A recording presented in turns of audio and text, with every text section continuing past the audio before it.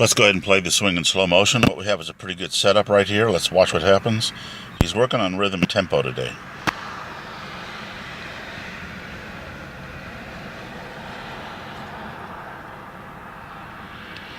Okay, I think what you would have seen if you'd have watched it carefully is that the hands got too far away from the body on the downswing, causing him to pull the ball a little to the left. So what we'll do is we'll go back in and we'll draw a couple of angles in here at his setup. We'll draw the club angle in, and then we'll draw the arm angle in, and then we'll do the swing. Okay, we're going to take the club back nice and easy here, as long as the camera doesn't move too much. Now, pretty good position right there. Then he's going to come a little forward. See how he's coming forward?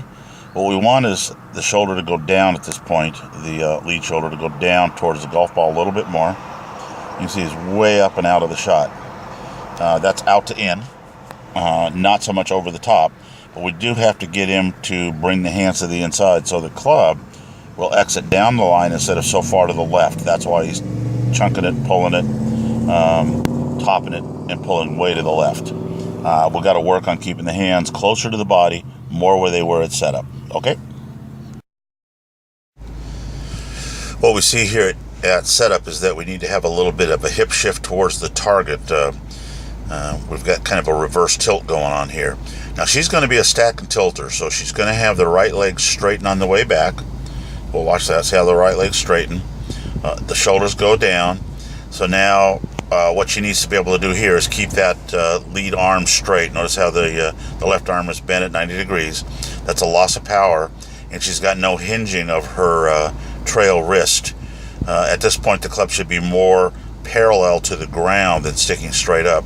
Then as she drives down to the golf ball, she's going to straighten her left knee. Good. Drives her head forward. Good stack and tilt move there. But the problem is the club is moving. Right now, she's lost complete lag. There's no 90 degrees at all set. Right into the thing. The club passes her hands early. So there's her loss of power. We'll gain her power by getting her setting her wrist better. Okay, we've drawn the power line in here. This is the line that we want the lower half of the body to pass through on the way to the golf ball. And you'll see that he stays very stationary as his way to the ball. Now he gets behind the ball nicely, gets a great turn. Then as he starts down, you'll see that his weight stays on the back leg. So it stays right there. Then he comes in, and because he hasn't shifted any weight, what's going to happen is he has to scoop the ball. Notice now that the right hand is under the golf club. Let's open this up a little bit. You see the right hand is under the golf club, and he continues on in a scooping motion where the right hand stays under. The right hand needs to be passing over the top of the left hand there. And notice his whole body, nothing made it past the red line. His hip should be in front of his head, and his hip should be over the line. Instead of right here, instead of right here, the hip should be up to the other red line. Okay, let's take a look at this swing in slow motion.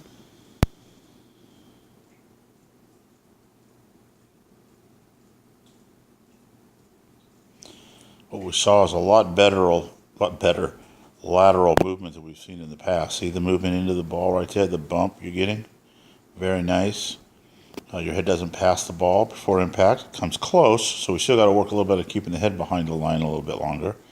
But you can see the extension in your arms is much better than it used to be because you're really extending down the line. Remember how you used to pull those arms in? Now we'll do even better if we can get a little rotation here on that hip. It's looking really good though. Good job. Okay, let's go ahead and run this pitch shot in slow motion. What we'd like to see is here at the impact position,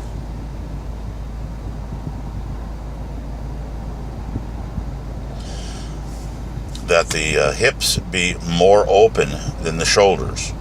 Have the belt buckle turned a little bit more towards the target.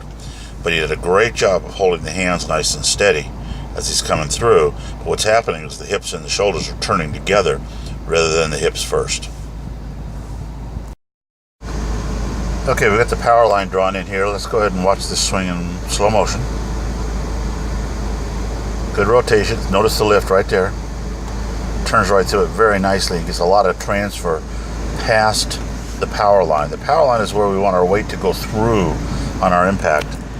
What I'd like to see her work on, whoops, I didn't mean to do that. What I'd like to see her work on is here at the top of the backswing to not lift, right there. How it's lifting. In order to keep from doing that, we want to keep our butt stuck behind us a little bit more. That's the only thing I see. Okay, let's take a look at this swing in slow motion.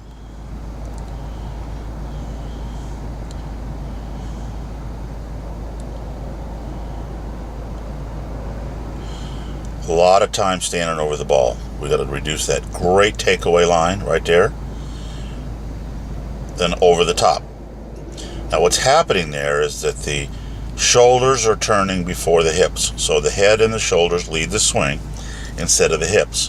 What we need to work on is getting your hips about 30 degrees open prior to impact and your shoulders square to the target line. Okay? We're going to look at this swing in slow motion, and I don't think there's much left to be said after we watch it. Pretty good swing.